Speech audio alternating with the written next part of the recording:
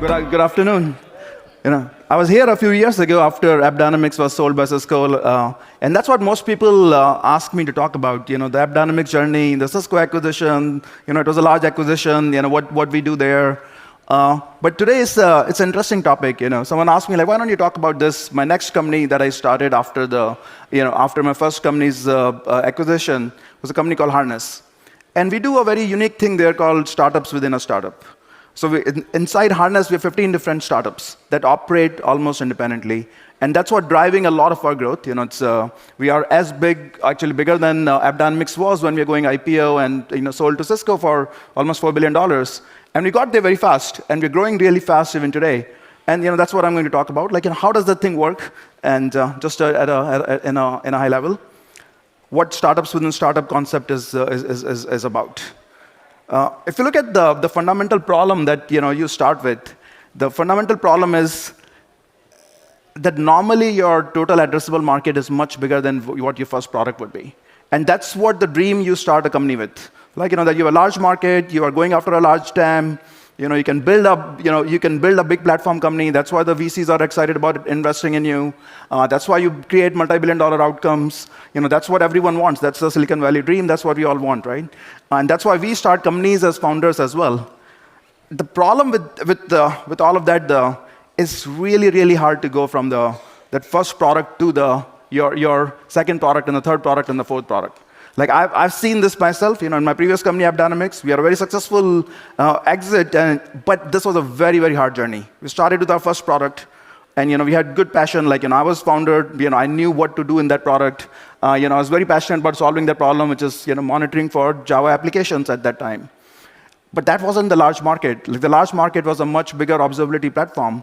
But to go from that first product to second product, to third product, to fourth product, it was a very, very painful exercise. There was no science, no methodology. We just kind of stumbled our way through it. We made a lot of mistakes. We failed all the time. Like, our second product was very badly built product. They were not the right people driving it. We couldn't find the product market fit, for a long time. And we finally got there, but there's a lot of learnings.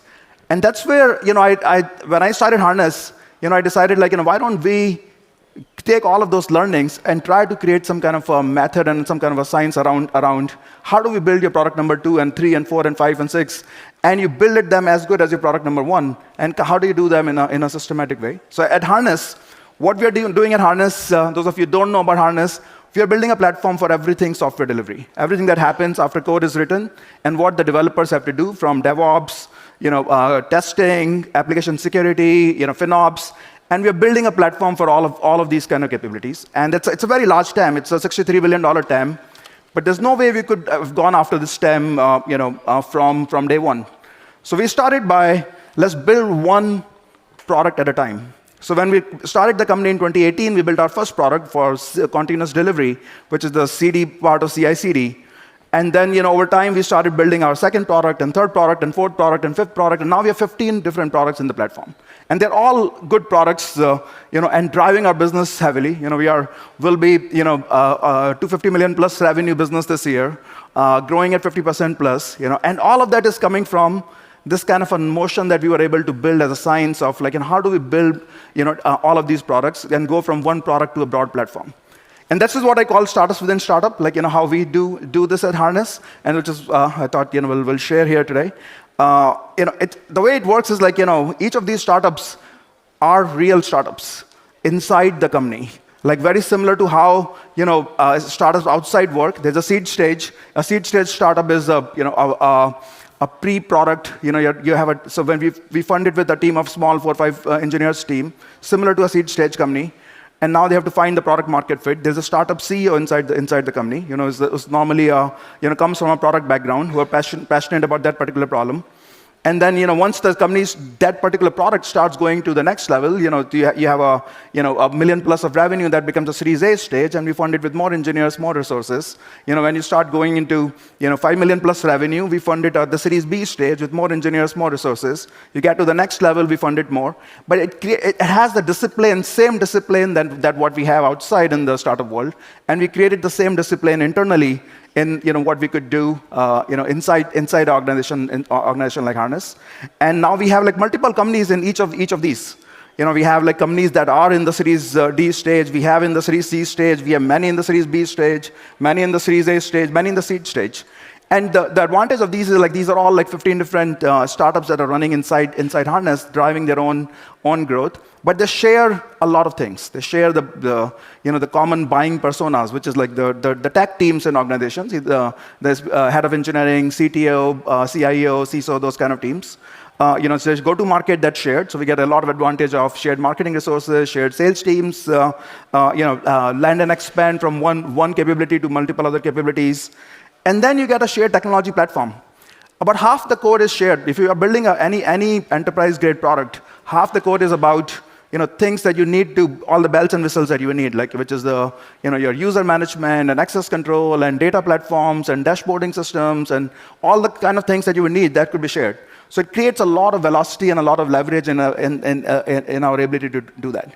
By bringing a combined a go-to-market model, we can scale really, really fast. And that's the model, our startups within startup, where the challenge that I was trying to solve, like in my first company, I could not go from one to another to second to third to fourth, and we just kept stumbling. And now we do it as a machine, and that's really what I call the science behind it.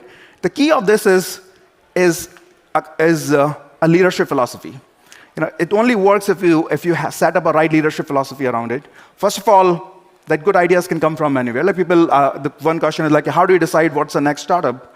And a lot of those could come from inside your company. Like, someone comes with an idea, like, we should build a startup in this particular area. They have to make a business case. They have to make an argument. We go through, some debates and discussions around that. Does it fit into our overall priorities? We go through, we ask, whoever comes with the idea to go and talk to, 20 customers, potentially, current customers, potential new customers, get some validation from the market. And then we are just funding them at the seed stage at that point. So it's not really too much of an investment from us. So it's and then we see if it gets to a product market fit or not. And if it's get to product market fit, you get to your next stage. If it doesn't, then you can discontinue from there. But the next part is empowerment and ownership and accountability. So a lot of the times I see companies doing mistakes, and I've done that mistake as well in my previous company and at Harness before we did this model as well, is bundling things together. And if you bundle your products together, you lose accountability. You lose accountability internally, and you lose accountability to your customers. Because now you have 3 products together, and you don't know which product is really selling and which product are people really buying. So we don't do that. All our 15 products people can buy. They are all on one platform, but people can buy them independently. There's no bundling. So we have to win our business for each of our different products. That creates accountability to the customer that we are not selling them bad stuff. They have to evaluate. They have to have us compete with other solutions for that particular product. And it creates internal accountability, that the teams who are working on it, the startup that's working on it, we can measure them.